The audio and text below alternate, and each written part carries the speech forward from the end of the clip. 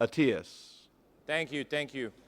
So we will ask you just to spend the next, I would say, half an hour, 40 minutes for a very important session with the President explained his vision a few minutes ago. And now it's time to really understand how this vision will be implemented. So I'm calling on stage to understand the business model of Gabon, which is quite unique, a very important group of people who will explain to you very detailed all the Gabonese, I would say, not only vision, but strategy, and also how they will implement it. I think it would be a great session to understand for you, potential investors, potential partners of Gabon, how these things will happen. So I'm calling on stage His Excellency the Prime Minister of Gabon, Mr. Raymond Ndong Sima. He will be joined by the Minister of Investment, Promotion, Public Works, Transport, Housing and Tourism, Mr. Magloire Ngambia. I am calling on stage the Minister of Budget, Public Accounts and Civil Services of Gabon, Mrs. Rose Christiane Osuka Raponda, the Managing Director of l'Agence Nationale des Grands Travaux of Gabon, Henri Oyon, and last but not least, Mr. Serge Mikoto, the Managing Director of the new Gabonese Strategic Investment Fund of Gabon. Please, ladies and gentlemen, welcome with me this amazing group of people. Excellence. Excellence. Oh, comment ça va? Et vous? Serge, voilà. Et...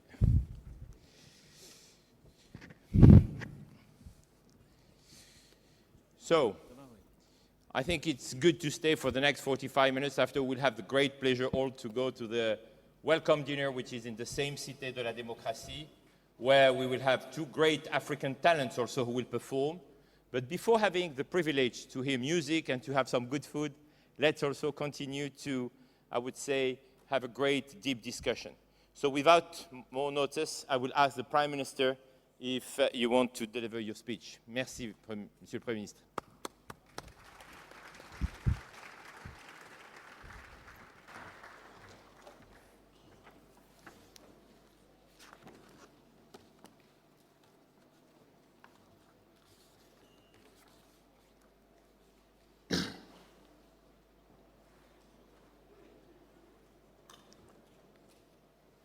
Mesdames, Messieurs, merci d'être là. Merci d'avoir fait le déplacement de Libreville. Ce forum pour nous est très important et nous espérons qu'au terme de votre séjour, vous aurez une meilleure connaissance du Gabon.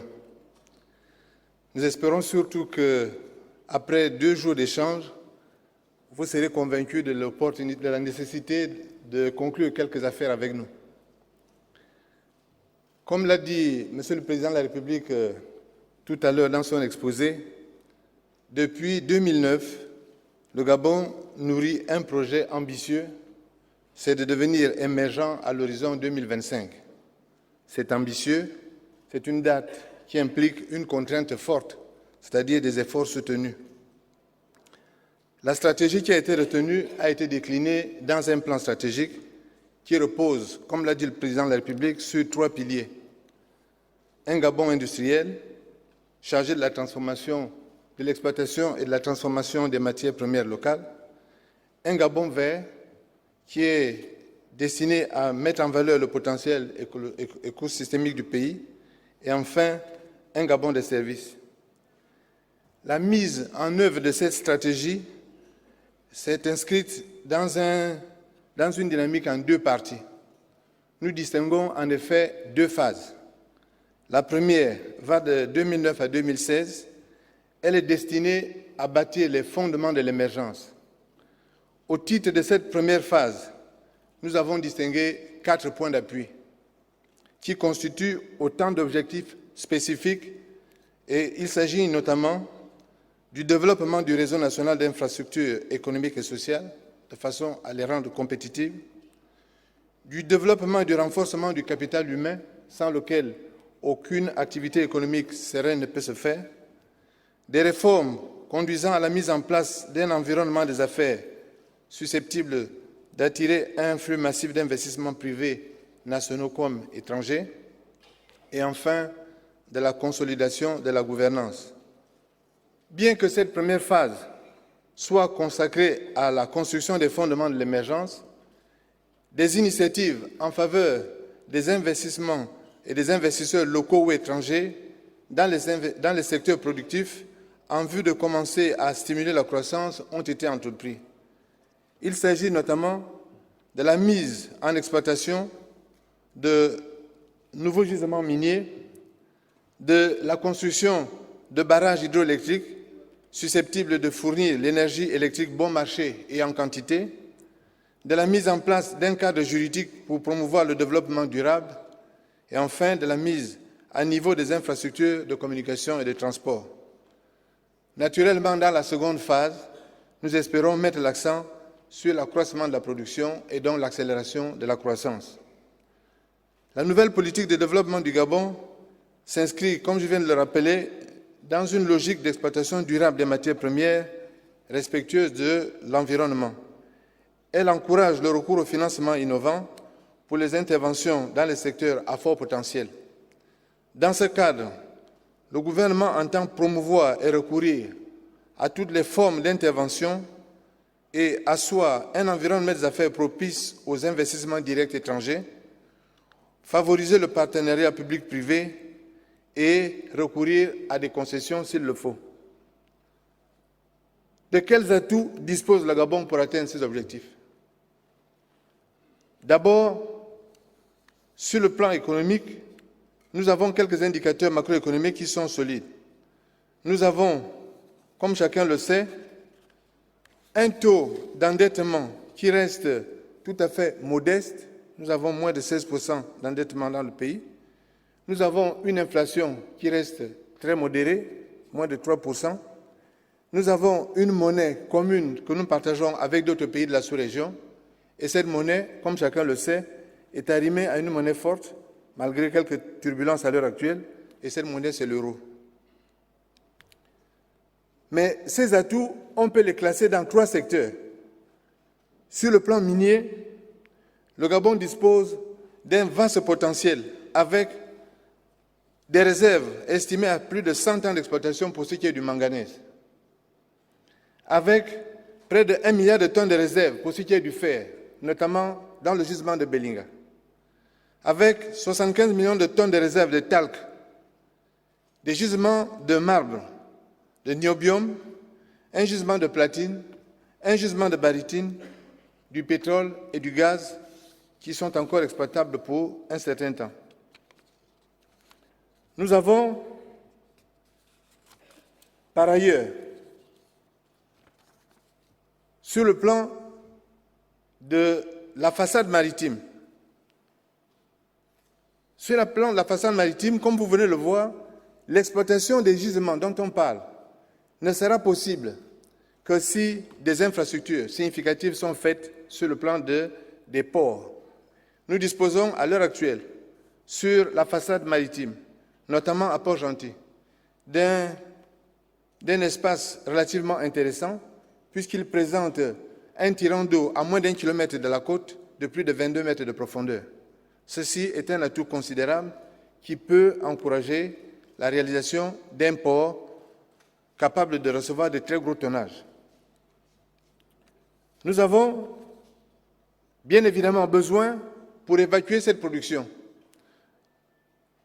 de transports consistants. Le Gabon dispose d'un réseau ferroviaire, mais ce réseau doit être renforcé et complété. C'est un réseau moderne, aux normes européennes, avec un écartement métrique, donc qui est capable de recevoir directement les trains qui sont en exploitation en Europe et en Amérique. Mais il faut, naturellement, pour l'évacuation et du manganèse, et du fer, et de tous les autres gisements, renforcer cette partie du trafic, cette partie du transport. Naturellement, l'exploitation de ces gisements, le transport de ces gisements, requiert que des investissements significatifs soient faits dans le domaine de l'électricité. Comme chacun le sait, le Gabon dispose de beaucoup de cours d'eau. Ces cours d'eau sont susceptibles de recevoir des barrages de grande puissance et nous serions heureux que des investisseurs dans le domaine de l'électricité s'intéresse à ces questions de production d'électricité pour encourager la transformation locale de ce qui peut être une association, par exemple, du ferro-manganèse, puisque nous avons et le manganèse et le fer, mais également d'autres types de gisements. Naturellement, nous pouvons imaginer que pour les trafics aller et retour rapides, il soit nécessaire d'entreprendre la construction d'un nouvel aéroport. Nous sommes intéressés par des investisseurs sous des formes diverses et variées qui peuvent être en investissement direct, en partenariat ou en concession, qui pourraient s'intéresser à cet aspect du problème également. Je voudrais peut-être m'attarder également sur le deuxième volet qui constitue l'économie verte. Vous avez pu le voir en arrivant, le Gabon, c'est une abondante richesse forestière, une abondante biodiversité et un territoire qui est couvert à 80% par la forêt. Le Gabon, tout le monde le sait, est à l'heure actuelle le deuxième potentiel forestier du continent africain. Deuxième potentiel, ce qui veut dire des opportunités importantes dans ce secteur. Nous avons, il y a 2 ans, décidé d'interdire les exportations de grumes. Nous espérons donc que les investisseurs qui sont intéressés par cette forêt pourraient s'intéresser à la transformation locale de ce bois ici sur place. Nous avons mis en réserve une partie du territoire national. C'est des espaces qui représentent pratiquement 12% du territoire. Et ces espaces portent sur des sites absolument magnifiques, qui peuvent être des sites touristiques tout à fait fabuleux. Et malheureusement, certains d'entre vous vont repartir ce soir ou demain, mais j'aurais été ravi de les inviter à aller visiter certains de ces sites pour se faire par eux-mêmes une idée de la richesse des sites que nous avons dans notre pays. Donc, nous avons là de quoi développer du tourisme, de quoi attirer des gens, sachant que nous avons tout autour une forêt très importante.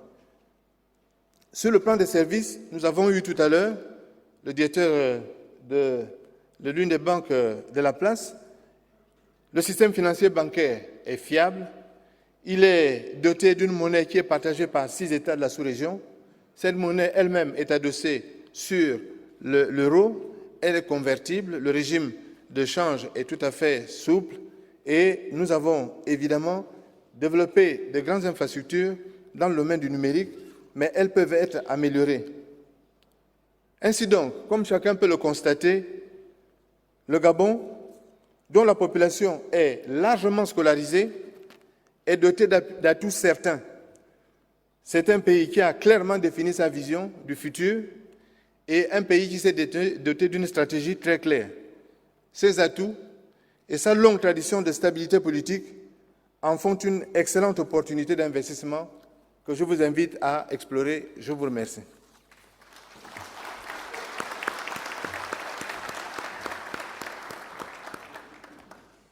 Merci, Monsieur le Premier ministre. Vous avez répondu à ma place à une question qui m'est souvent posée, comme vous le savez, depuis que nous avons décidé d'organiser ce New York Forum Africa au Gabon. Pourquoi le Gabon ? Eh bien, après avoir entendu la vision du président et vous avoir entendu, je regardais les visages d'ailleurs dans la salle et j'étais agréablement surpris de voir les étonnements, voire même certains qui prennent des photos de vos projections pour réaliser le potentiel formidable du Gabon. Certes, vous n'avez pas attendu aujourd'hui pour avoir des témoignages concrets et des projets. C'est pour ça que je vais me retourner vers le ministre Ngambia, qui est le ministre, entre autres, des investissements, bien sûr du transport, des travaux publics, également du logement et du tourisme. Beaucoup de portefeuilles, Monsieur le ministre, mais concrètement, est-ce qu'on pourrait avoir une idée des projets déjà qui ont été réalisés au Gabon et de la façon dont les investisseurs se sont comportés et également des leçons que vous tirez sur ces projets qui peuvent illustrer à la fois la vision du président et les propos de Monsieur le Premier ministre? Merci, Monsieur Athias. Effectivement, on peut se poser la question, celle de savoir si, à l'issue de cet exposé des opportunités qui ont été présentées, est-ce que cette politique marche?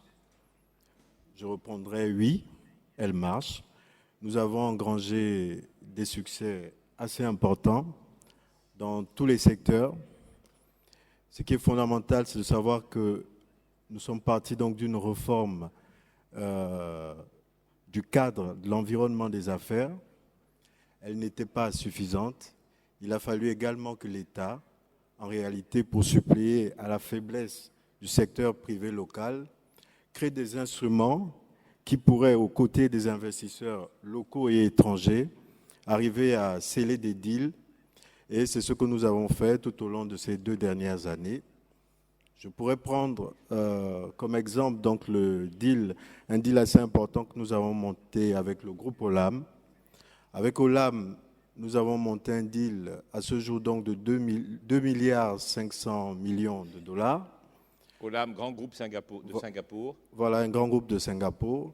Ce groupe, donc, sa stratégie collait parfaitement avec celle du gouvernement et de l'État gabonais, puisque cela nous permettait d'enclencher une diversification de notre économie, mais également de pouvoir attirer sur le territoire donc, des montants colossaux, notamment la somme que je vous indiquais tout à l'heure. Les projets qui ont été montés avec ce groupe donc, concernent 3 secteurs. Celui de la pétrochimie d'abord, dans lequel nous avons monté un projet pour la réalisation d'une usine de fabrication d'urée à partir du gaz naturel. C'est un projet d'1,3 milliard de dollars qui est en cours. Le marché a été obtenu donc par une entreprise française, Technip, et les travaux devraient démarrer au courant août. Donc les travaux démarreront à Port-Gentil. Nous avons également créé un véhicule pour faire du développement dans le domaine agricole. C'est le cas notamment dans le palmier à huile et dans les VA. Ces projets sont également en cours. C'est un montant de 700 millions de dollars. Donc ces projets sont en cours de développement et sont visibles aujourd'hui à l'intérieur du pays. Nous avons également, avec le groupe Olam, mis en place donc une zone économique spéciale dont la première phase est achevée. C'est un projet de 300 millions de dollars, donc qui est également visible. Alors, quels enseignements tirer de tous ces projets, voilà, de tous ces projets, de ce mouvement? D'abord, l'enseignement que nous tirons, c'est que l'État ne doit pas être spectateur. Donc, puisque nous avions d'un côté un secteur privé qui était encore naissant, l'État a mis en place des instruments que sont le fonds souverain. Nous avons donc un fonds souverain dont on parlera dans quelques minutes. Voilà, en République gabonaise. Nous avons un fonds de financement des infrastructures. Nous avons une caisse de dépôt. Donc c'est à travers ces instruments que des véhicules peuvent être montés avec les partenaires étrangers pour partager le risque avec ceux-ci et donc développer des projets de cette envergure. L'autre enseignement que l'on a pu tirer, c'est que en mettant en place donc ce véhicule, donc en partageant le risque avec la partie étrangère, nous pouvions bénéficier, et là, c'est pour répondre à l'une des questions qui a été abordée dans le forum précédent, c'est qu'on pouvait avoir accès au financement extérieur pour bénéficier donc des financements suffisamment longs et adaptés à ce type de projet, notamment dans le domaine agricole. On pouvait également, sur le coup, engager des projets dont la maturité et la rentabilité s'inscrivaient dans le long terme, ce que l'investisseur n'aurait peut-être pas pu faire tout seul s'il n'avait pas à ses côtés donc un partenaire local. Et cette stratégie également nous permettait de voir que le Gabon pouvait se déployer directement, aller au contact des partenaires, quelle que soit la région du monde. Il y a donc eu là une diversification de nos partenaires, puisqu'on se lançait pour la première fois dans ce type d'opération avec des partenaires notamment asiatiques. Jusqu'à présent, généralement, ce type de deal était fait plutôt avec des entreprises du Nord et notamment françaises. Là, donc, on pouvait aller à la recherche, j'allais dire, tout seul de ces partenaires, donc diversifier nos relations. Mais finalement, cela se faisait au bénéfice de tous, puisque en définitive, comme je vous ai dit, pour l'usine de pétrochimie, c'est finalement une entreprise française qui, à la suite d'un appel d'offres, donc, a obtenu le marché. Et donc, le Gabon pouvait valablement, à partir de là, se déployée comme une véritable plateforme pour attirer un maximum d'investissements sur son territoire, malgré sa taille, mais en offrant donc une extension possible et une projection pour ces investisseurs sur une zone qui est plus vaste, qui va donc au-delà de son territoire, donc la sous-région. Monsieur le Premier ministre, tout à l'heure, a parlé de la CEMAC, puisqu'il parlait de 6 États.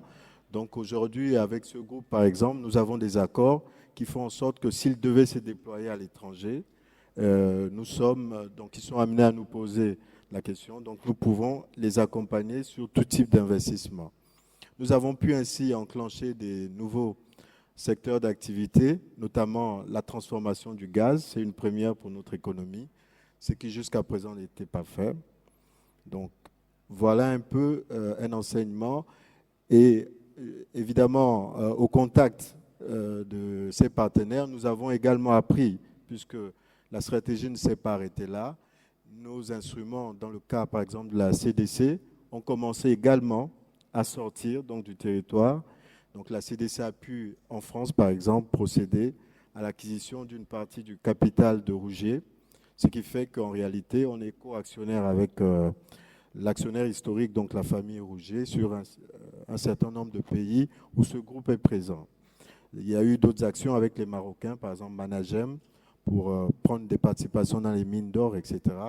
Donc véritablement, il y a eu une action sur le cadre, mais il y a eu également une action pour mettre en place des acteurs qui peuvent accompagner. Donc si des investisseurs étaient intéressés, ils ont sur le territoire des partenaires qui peuvent aujourd'hui structurer ces deals avec eux, partager le risque dans finalement l'intérêt des deux parties. Merci. Merci beaucoup, Monsieur le Ministre. Vous parliez du Maroc il y a quelques secondes, donc je vais me retourner vers un autre compatriote marocain, Henri Ohayon. Henri est le directeur général de l'Agence nationale des grands travaux. Henri, you are also an engineer. You spent many years in the United States, in Canada, and also in Saudi Arabia, in Abu Dhabi, being with Bechel. And you are now leading this big agency. We would love to hear, after what the Prime Minister and Mr. Ngambia have just exposed, how are you implementing and what the agency is really doing. I heard big numbers. We are talking about billions of dollars to implement the vision of the President. Please, Henri, the floor is yours.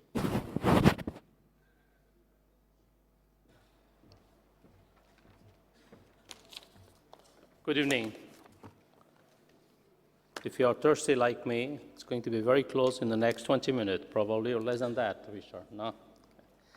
Thank you. Je vais parler en français, puis en anglais. La présentation sera faite en anglais. Okay.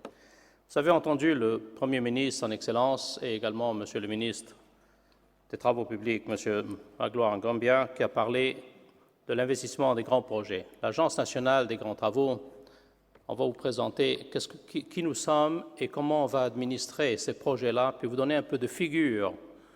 We'll give you some figures around those projects that you have heard from the Prime Minister. The agency was created in February 2010 by decree. The agency has as a mandate to support the ministers in their mandate of managing the projects as maître d'ouvrage délégué. In that aspect, what is our role? Is to execute, to control the projects as directed by the ministries. Également, le rôle est d'implémenter le master plan que je vais vous parler bientôt. How to do that has to be done in a highly standard norms, quality, safety, security in our projects, and more particularly in the transparency of the cost and the financing aspect. Ce rôle-là est d'accompagner les ministères dans leur mission de pouvoir avoir les projets qui sont faits en temps et selon les échéanciers et selon les coûts. Is extremely important point.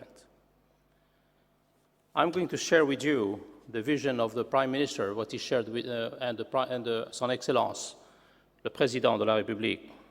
We are talking about, for the next 5 years alone, 175 mega projects, an investment of over $20 billion.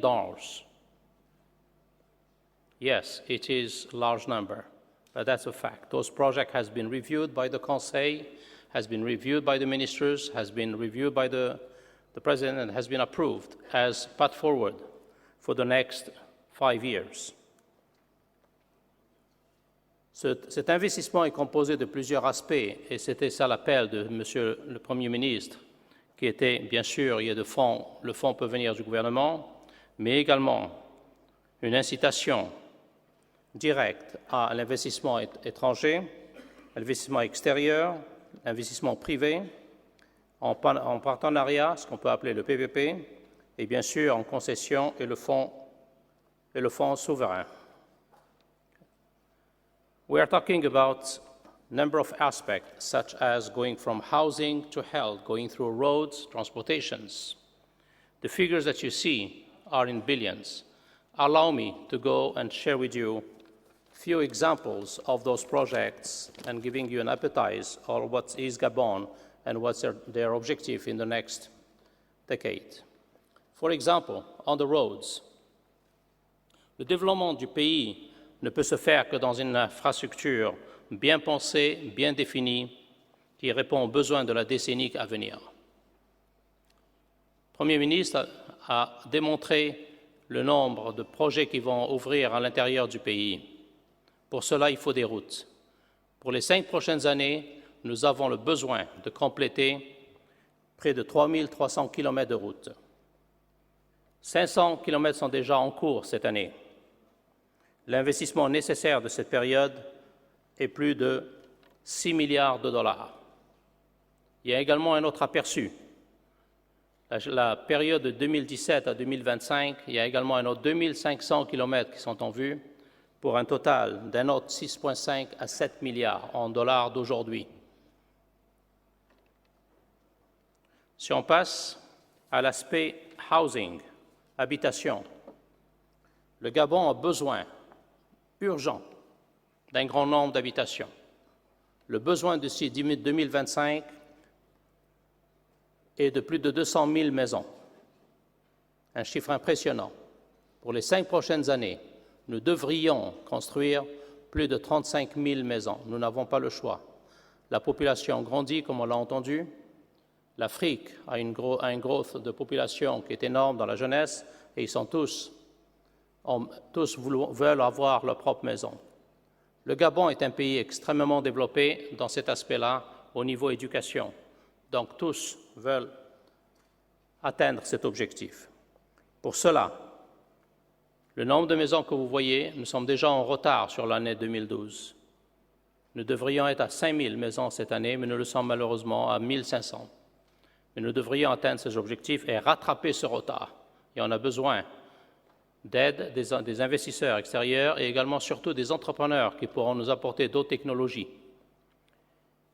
Dans le pie que vous voyez, nous projetons d'aller vers des habitations de différentes sortes, soit de precast en galvanized material, le conventionnel qui est dans le concret, mais également other. Et ça, ce sont les nouvelles technologies. 162 000 maisons sont nécessaires après 2017. Vous avez entendu les ports qui sont nécessaires et les aéroports. Permettez-moi de ne pas répéter ce que M. le Premier ministre vous a parlé, mais seulement de donner des chiffres à sa présentation. L'addition d'un nouvel aéroport international à Libreville commencera bientôt au niveau des études techniques et de conceptual design. C'est un aéroport qui va permettre un minimum de 2 500 000 passagers et qui pourra augmenter près de 5 millions vers l'objectif que nous voulions avoir dans les prochaines décennies. À cela s'additionne un grand nombre d'aéroports qui doivent être améliorés à l'intérieur du pays et également des nouveaux aéroports.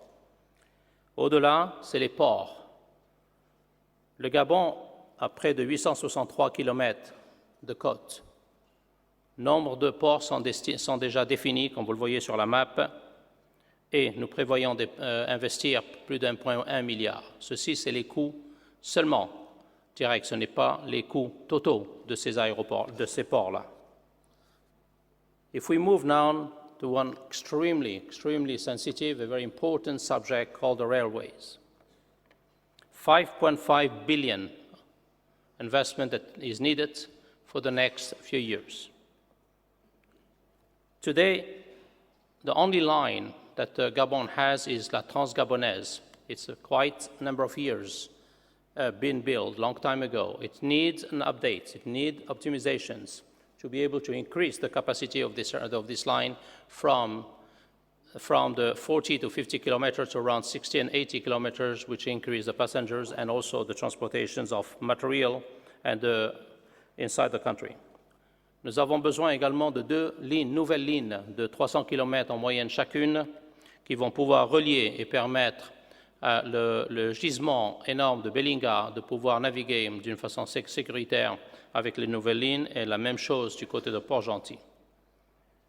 Un investissement de plus de 5,5 milliards pour les prochaines années. Water and Energy. Grand besoin aussi, 2,8 milliards. La demande en électricité est urgente. Le pays est riche, il a beaucoup d'eau, beaucoup de rivières, beaucoup de possibilités. La demande pour les 10 prochaines années dépassera les 600 MW seulement pour le Gabon lui seul. Un ratio qui est urgent.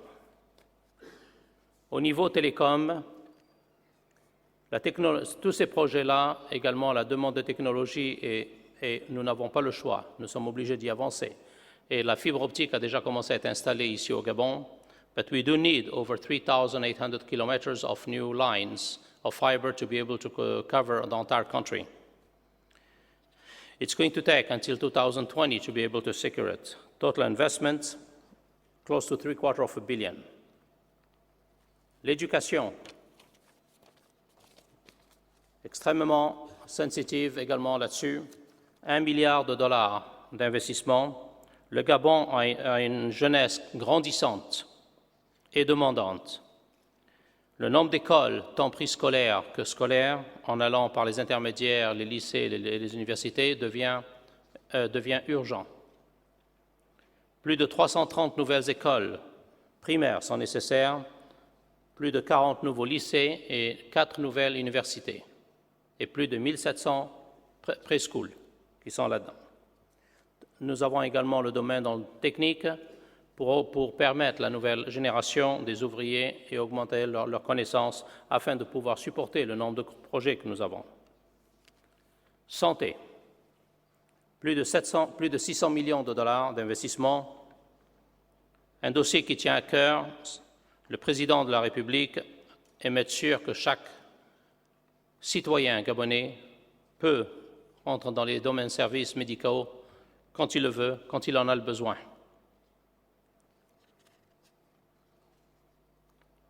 Je vais vous donner un exemple d'un projet qui est le Port Mall, pas loin d'ici, vous avez tous passé à côté, c'est au bord de mer. Un projet d'envergure internationale.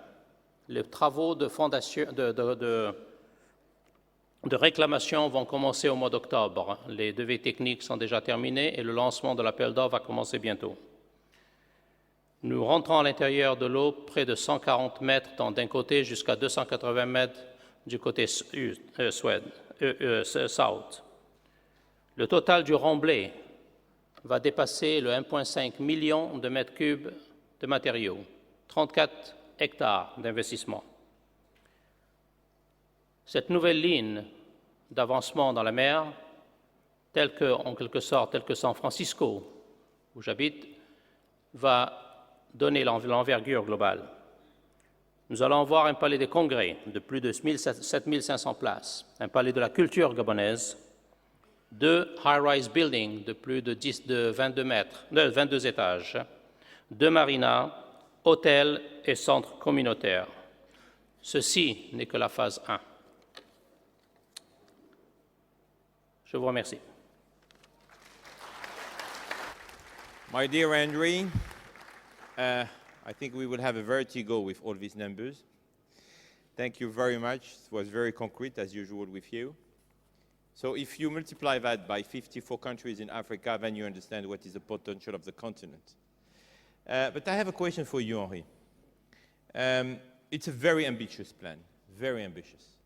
I know you are a doer, so I have very basic question for you. How will you do that? Richard, this is an extremely important question. We cannot do it alone with the actual contractors and that we have in the country, if we are talking about doing the work. We started and we're looking at large construction companies with a high technology, new process that they are using, that companies that have been prudent and proven to bring the projects within the budgets and within the schedule. And the reason behind that is to give the confidence to the investors that they are going to accomplish those projects in that manner. But at the same time, we don't stop there. We're expecting from those contractors to secure that there is a transfer of technology into Gabon, to make sure that the local contractors are growing, trainings of craft laborers and locals and the managerials are moving forward. And of course, the outcome will be that contractors are going to make money. That's what we want. The contractor is happy, is the one who is making money. But let's be very practical. I would take just the last example, the Port Mall. Yes. What would be the ideal, I would say, structure, ecosystem, business model that you would like to build for our friends who could be interested, between you, between the government, between the local private sector, between them? What would be the ideal configuration to make that happen, not in 20 years, but in the next few years? Well, it's on Port Mall, we have an urgent needs today of investors to take over all the number of buildings that has been identified. That, for example, we talk about the 2 high-rise building, which is the entrance to the Port Mall, which is the gate to the monument. Those buildings are just an unbelievably positions and a view that they are going to allow any investors. But the idea is for an investor to build those buildings, to allow the government or other companies to rent it, and that's the idea. That's an example. But a number of them are the same. And do we have an idea about how many jobs could be created by implementing these projects? Oh my God, yes, we do. Do we have the local workforce? No, we don't. We have enough local workers to be able to do approximately 60% I will say, of the work, but we do need skilled craft labor. So you will have to import workforce? That is correct. We do not have a choice to enhance, because the number of projects that we are going to have that is started already and is moving forward for the next 5 years is enormous. So the combinations of local workers combined with skilled craft labor from outside, and we have to control those to make sure that we are going to be able not to have anyone who is coming and working and going away without leaving something behind him, which is a transfer technology. We believe that an average of 120,000 creations of jobs is targeted as the minimum. Thank you, Henri. Ça m'amène une transition, Madame le Ministre. L'administration et donc le gouvernement va être très impliqués dans ces projets. Bien entendu, il y a aussi des questions de budget, mais il y a aussi des questions de comment l'administration, comment les fonctionnaires, comment, je dirais, l'ensemble des forces vives du Gabon va se mettre en place. Vous pilotez, je crois, un grand projet également pour motiver, pour encore mieux former la fonction publique et l'ensemble des acteurs gabonais. Et nous serions très heureux d'écouter ce que vous avez à nous dire sur le sujet. Je sais que vous avez une petite présentation et on serait très heureux de l'écouter. Et puis je me permettrai de vous poser quelques questions après votre intervention. D'accord. Merci, Madame.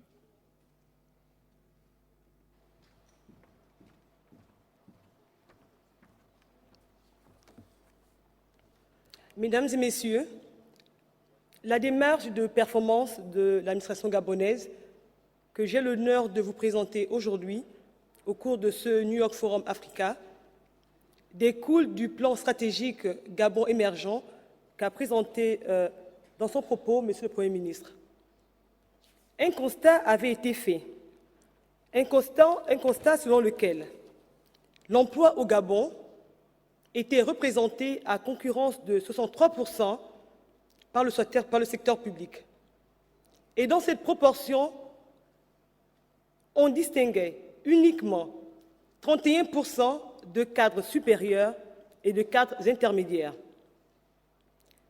Comme vous le constatez de ce qui précède, l'inégale répartition des effectifs de l'administration gabonaise ne permettait pas un développement équilibré de la mise en œuvre des politiques publiques.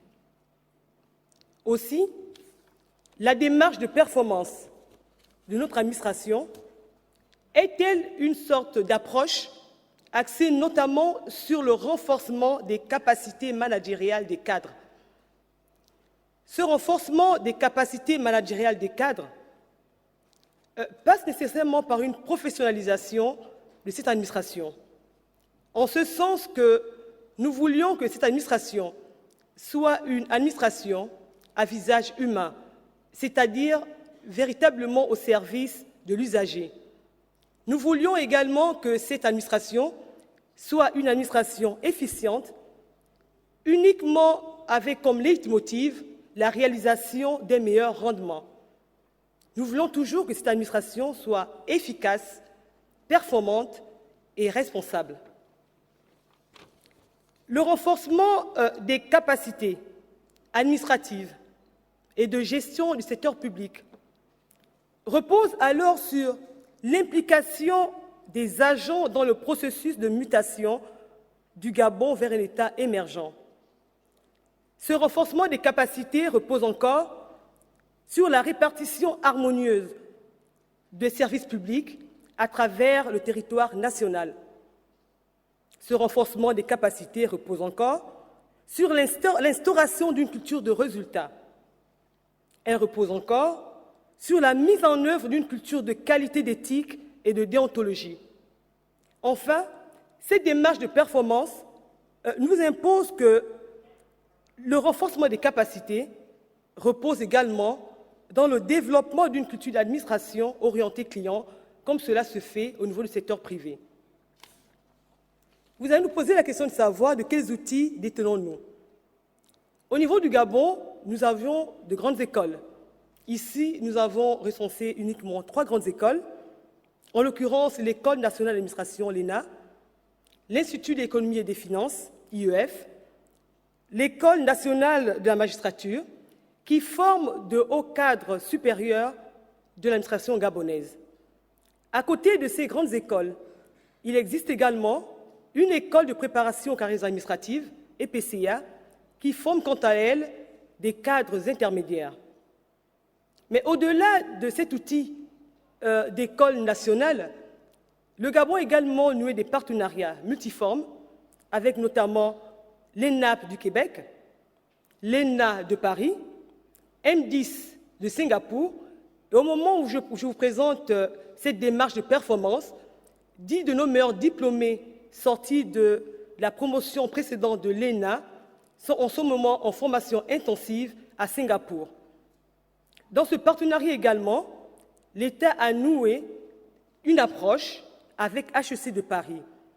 Je vais m'attarder quelques secondes sur l'HEC de Paris, parce que le partenariat noué justement avec l'HEC de Paris nous a permis de former près de 2500 cadres d'administration gabonaise sur des thèmes multiples à travers des méga-ateliers et plusieurs séminaires. Mais vous conviendrez avec moi que renforcer les capacités administratives requiert des financements. Eh bien, ce renforcement est exclusivement financé sur ressources propres. Et l'État, notamment pour 2012, a consacré près de 11 millions d'euros. Donc vous voyez que la démarche de performance de l'administration gabonaise est une ambition qui concourt à faire de l'administration gabonaise un instrument fondamental de mise en œuvre des stratégies gouvernementales visant à la réalisation d'une économie émergente. Plus que jamais, nous en sommes persuadés est convaincu que l'administration gabonaise doit être un lien entre l'État, le service public et la société civile.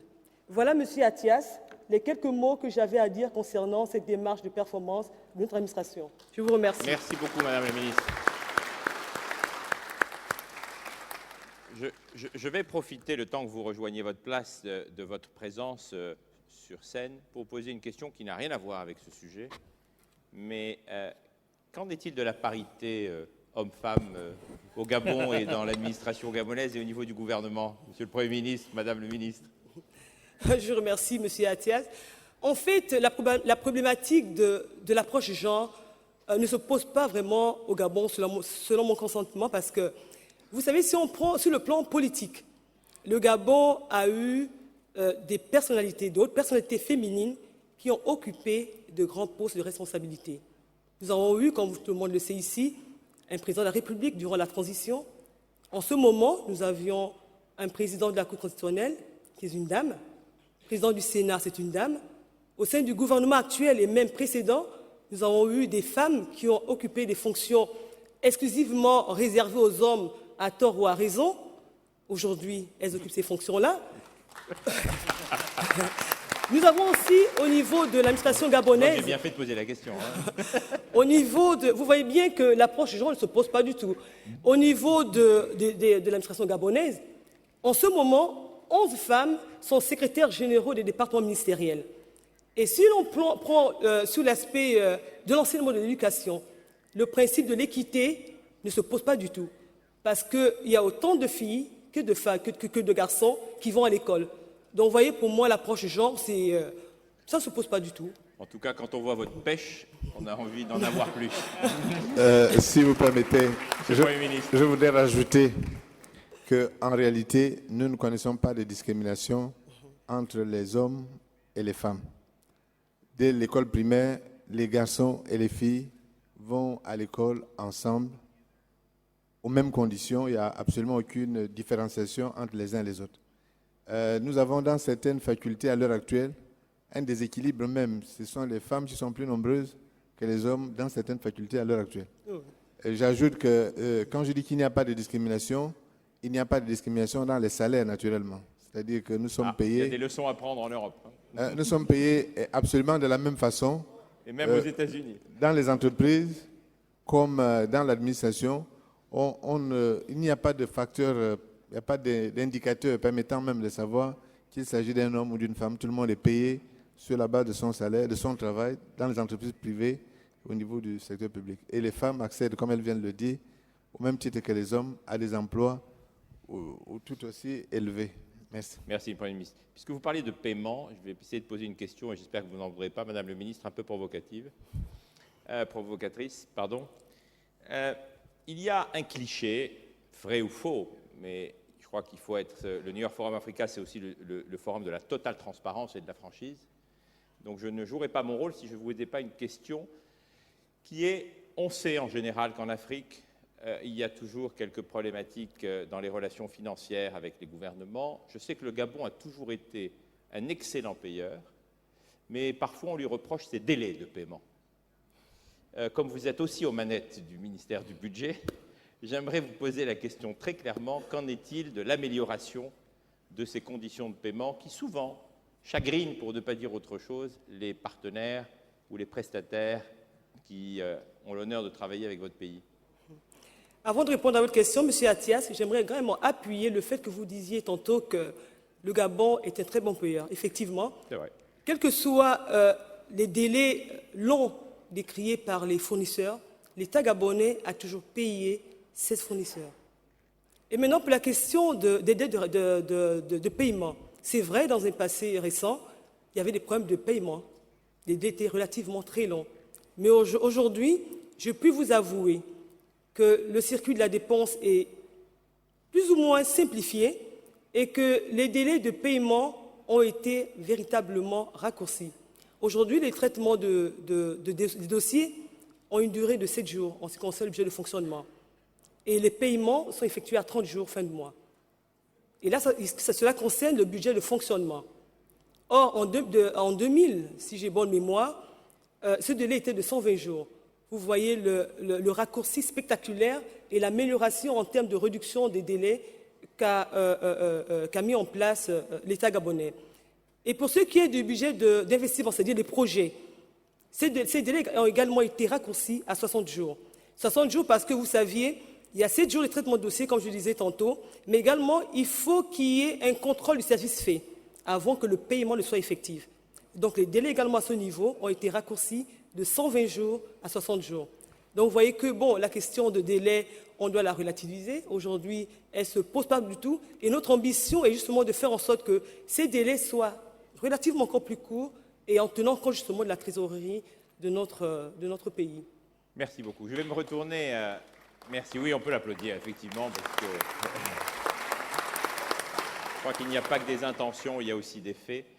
J'aimerais me retourner maintenant vers un homme qui vient du secteur privé, qui est aussi un produit de la BGFI. Il a passé près de 15 ans, je crois, un peu même davantage, après avoir été chez Ernst & Young, et qui est un des produits de l'élite gabonaise. Il préside aux destinées du tout nouveau, je crois, d'ailleurs, Fonds souverain gabonais. Serge Mikoto, est-ce que vous pouvez nous en dire un peu plus sur ce fonds souverain? Parce qu'une fois qu'on a écouté tous ces projets, qu'on voit que le Gabon est en train de s'améliorer sur le plan également de ses structures internes, et qu'on voit les projets très ambitieux qu'a présenté Henri Ohayon, comment est-ce que vous intervenez dans tout ce processus et quelles sont les ambitions de l'État gabonais également pour rayonner en Afrique et rayonner à l'international à travers votre fonds souverain?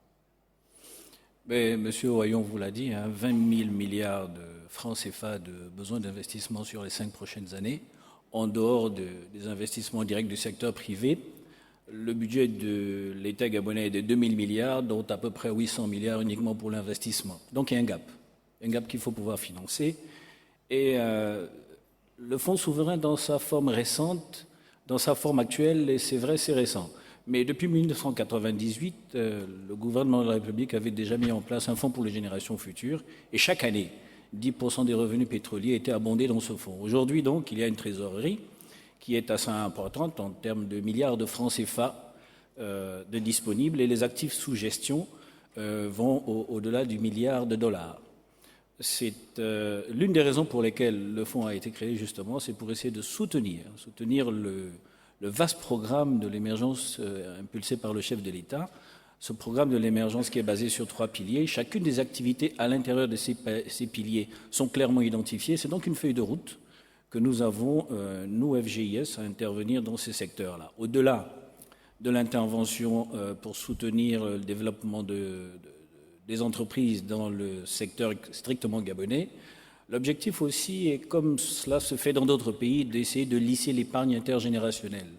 Et pour ça, ce n'est pas simplement d'investir dans un pays qui a une croissance proche de 7 sur 2012 pour le Gabon, mais c'est aussi d'acquérir des participations dans des entreprises de renommée mondiale, stables et qui distribuent du dividende. L'objectif là étant de diversifier les sources de ressources de l'État et de faire en sorte que ces investissements-là, à terme, puissent compenser l'éventuelle baisse prévisible des recettes pétrolières, constituer une ressource complémentaire du budget de l'État et participer au financement multisectoriel dans le cadre du développement de l'économie gabonaise. Pour ça, on a une stratégie d'investissement qui est clairement établie. Nous n'avons pas de limite géographique d'investissement. Nous investissons sur une classe d'actifs assez large, sauf les produits dérivés très fortement risqués, sur lesquels, pour l'instant, nous avons des observations. Nos investissements sur 2012 se sont orientés principalement Gabon, parce que nous avions une difficulté à lire l'économie mondiale et principalement européenne. Et donc, le taux de concentration de nos investissements sur 2012 était à peu près de 80% sur le Gabon. Pour atteindre ces objectifs de diversification et cette stratégie mettre en place cette stratégie de financement, on a créé un fonds gabonais d'investissement stratégique qui est une société qui fonctionne sur le modèle privé avec des statuts OHADA et un conseil d'administration composé en majorité d'opérateurs économiques et donc pas de politique, sans que cela ne soit péjoratif, bien sûr. La prise de décision est donc rapide. Les études de dossier se font un petit peu à l'image de ce qui se fait sur l'extérieur. Et ces comités, ou du moins ce conseil d'administration, s'est doté d'un certain nombre de comités qui font référence à de la bonne gouvernance. Un comité d'éthique, un comité de rémunération, un comité de compte. Voilà un petit peu comment est-ce que nous, FGIS, souhaitons répondre un petit peu aux besoins de financement de l'économie gabonaise. Nous sommes en partenariat sur certaines opérations avec des fonds privés étrangers. Nous sommes aussi en discussion avec d'autres fonds souverains du Moyen-Orient principalement et de l'Asie. Sur les fonds souverains, pardon de vous couper, nous avons dans la salle des fonds souverains chinois, des fonds souverains du Qatar. Quel message vous leur lancez? Quel type de partenariat vous verrez avec d'autres fonds souverains qui sont bien sûr parfois des fonds souverains colossaux? Alors c'est cela rendant la stratégie de diversification des partenaires. Nous avons des discussions qui ont commencé à un certain niveau avec le Qatar. Nous n'avons pas encore le plaisir de recevoir nos amis du CIC. Il est bon peut-être qu'au terme de ces discussions, on puisse échanger. Ils sont là. L'objectif étant de multiplier les partenaires et d'essayer de financer ce gap de 20 000 milliards, besoin sur 5 ans. La croissance est là, les marchés sont là, les marges sont encore importantes et intéressantes, les risques sont limités et donc les opportunités sont ouvertes et s'offrent à tout le monde. Dans un monde idéal, si on se retrouvait dans 3 ans, 5 ans, ce serait quoi les réalisations du fonds souverain? Vous le verriez à quelle échelle? Soyons ambitieux 2 minutes tout en étant réalistes. On a commencé au Gabon, on a continué sur l'extérieur. Je vous ai dit que nous n'avions pas de zone géographique limitée. Et dans 5 ans, je pense qu'on pourrait avoir des revenus qui permettraient déjà de compenser un petit peu la baisse potentielle des revenus pétroliers dans le budget de l'État et constituer une ressource du budget de l'État. C'est notre objectif. Merci infiniment, Monsieur le Premier ministre, Monsieur le ministre, Madame le ministre, Henri, Serge. Merci pour votre temps. Je crois qu'on peut vraiment les applaudir. J'aimerais vous remercier. Vous avez été formidablement studieux. C'était une longue après-midi, très longue après-midi. Je ne vais pas ouvrir les débats et la discussion puisque un dîner nous attend et j'espère qu'en traversant, ça nous fera déjà prendre un peu l'air. Mais surtout, vous aurez l'occasion de retrouver nos invités, de retrouver d'autres invités du gouvernement gabonais et du secteur privé. C'est vraiment un dîner de networking, c'est convivial. Et puis, il y aura également un peu de musique avec Angélique Kidjo et Salif Keita. Et puis, demain, on sera moins formel. Le président de la République lui-même a dit, Richard, demain, venez sans votre cravate, il fait parfois chaud. Donc, demain, c'est le début du week-end. On est un peu plus cool, un peu plus relax. C'est ça aussi le New York Forum Africa. On aura des sessions très interactives. Merci à tous et à toutes. À demain matin, 9h précise, s'il vous plaît. Merci.